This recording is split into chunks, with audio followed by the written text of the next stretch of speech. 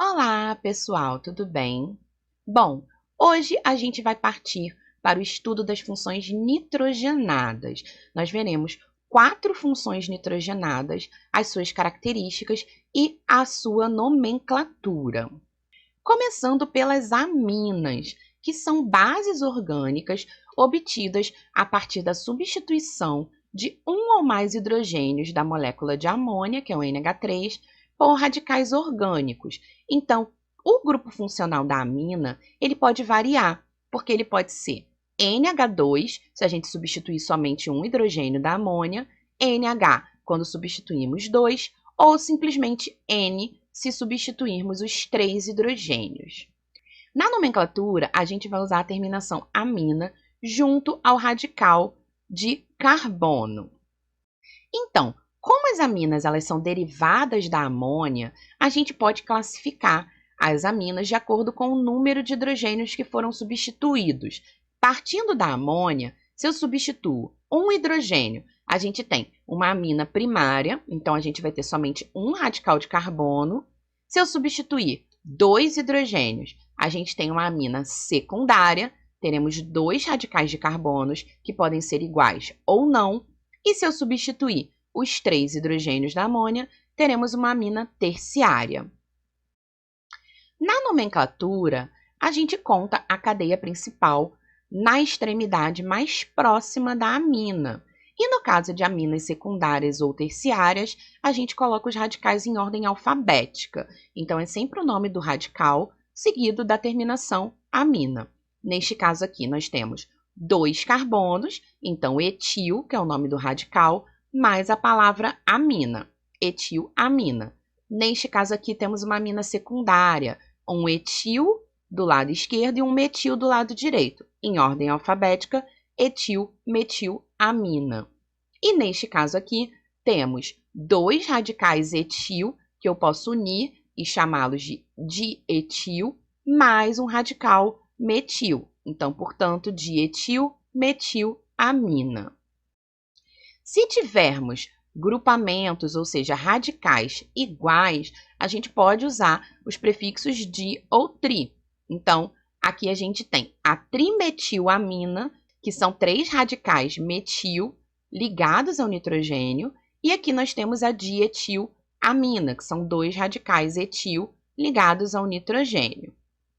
No caso de aminas primárias, caso o grupamento amino não esteja na extremidade da cadeia, a gente faz um outro tipo de nomenclatura, começando a contagem pela extremidade mais próxima do grupamento amino e utilizando o prefixo mais o tipo de ligação e a palavra amina. Então, nesse caso aqui, começando a contagem pela esquerda, o grupamento amino não está na ponta da cadeia, nós temos 1, 2, 3. Então, o grupamento amino está no terceiro carbono, de um total de 6 carbonos. Então, hexan, porque eu tenho 6 carbonos em ligação simples, o número 3, que é a posição do grupamento amino, mais a palavra amina. Neste caso aqui, começo a contar do lado direito, então eu tenho um total de 7 carbonos, tendo uma ramificação no quinto carbono. Então, 5-metil, epitan, 2-amina. Segunda função nitrogenada que a gente vai ver, as amidas. As amidas, elas são derivadas de ácidos carboxílicos, onde a gente substitui a hidroxila do ácido pelo grupamento amino, que é o NH2. Então, o grupo funcional das amidas, ele é muito parecido com o ácido, a gente tem a carbonila, mas, ao invés de termos a hidroxila ligada ao carbono, teremos o NH2. E, na nomenclatura, utilizamos a terminação amida. As amidas também podem ser classificadas, e a sua classificação vai depender do número de radicais de carbono ligados ao átomo de nitrogênio, ou seja, se eu estou substituindo ou não o hidrogênio ligado ao nitrogênio por radicais. Quando eu não faço essa substituição, a gente tem uma amida primária. Se eu substituir um dos hidrogênios por um radical, eu tenho uma amida secundária, e se eu substituir 2 hidrogênios por um radical, eu tenho uma amida terciária. E como funciona a nomenclatura? Bom, quando a gente tem uma amida primária, ou seja, a que não foi substituída, o grupo funcional ele sempre vai estar na ponta da cadeia. Então, para dar o nome, a gente vai usar o nome do hidrocarboneto mais a palavra amida. Então, basta contar quantos carbonos tem, nomear como se fosse um hidrocarboneto, então aqui 3 carbonos, propano, e aí você emenda a palavra amida. Se tiver ramificação, você vai nomear como se fosse uma ramificação de hidrocarboneto, considerando que o carbono número 1 é sempre o carbono da carbonila. Então, aqui a gente tem a 2-metil-propanoamida. No caso das amidas substituídas, cada substituição vai ser tratada como um radical. Só que, neste caso, a gente não tem um número para dar para esse radical, porque eles não estão ligados em carbono, eles estão ligados em nitrogênio.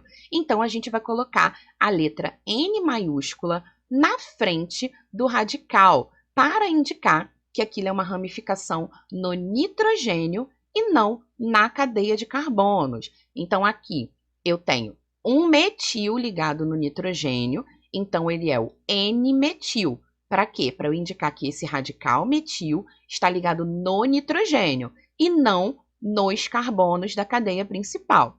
E a cadeia principal eu vou nomear como se fosse uma amida não substituída. Então, 4 carbonos, butano, amida. Nesse caso aqui, eu tenho um etil e um metil ligados no nitrogênio. Uso ordem alfabética. N-etil, N-metil. Então, eu tenho que indicar que esses radicais estão ligados ao N. E aí, emendo a cadeia principal, que no caso aqui tem 3 carbonos. Se eu tiver ramificação na cadeia principal também, aí a ramificação da cadeia principal eu vou nomear como qualquer ramificação. Eu vou dizer a posição onde a ramificação está com o número, porque aí sim eu estou ligada a carbono. Tá certo? Terceira função nitrogenada que veremos hoje são as nitrilas.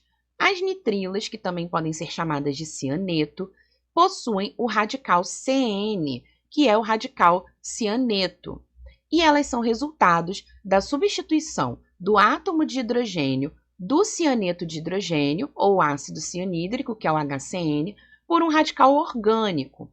Então, a gente vai ter o CN como grupo funcional ou C-tripla-N, se a ligação estiver representada. Na nomenclatura, a gente usa a terminação nitrila para a cadeia.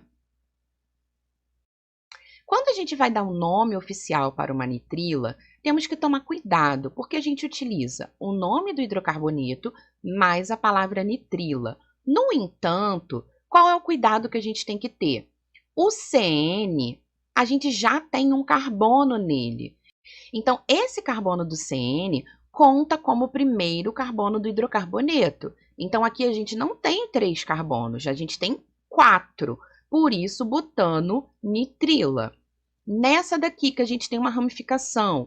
Este daqui é o meu carbono número 1. Então, 2, 3. Então, a gente tem o 3-metil e num total de 1, 2, 3, 4, 5 carbonos, pentano nitrila. Já a nomenclatura usual, ela usa o termo cianeto ao lado do nome do hidrocarboneto, com a terminação -ila. Porém, na nomenclatura usual, o cianeto é o CN inteiro. Então, a gente não conta o carbono da C-tripla-N como cadeia principal. A gente chama de cianeto de, e aí conta quantos carbonos sobraram e bota a terminação -ila. Então, cianeto de propila, e aqui nós temos o cianeto de butila. A última função nitrogenada que nós veremos são os nitrocompostos, que são derivados do ácido nítrico, ou seja, do HNO3, quando reage com um grupo orgânico. Então, o radical que a gente vai ter na estrutura do composto é o NO2.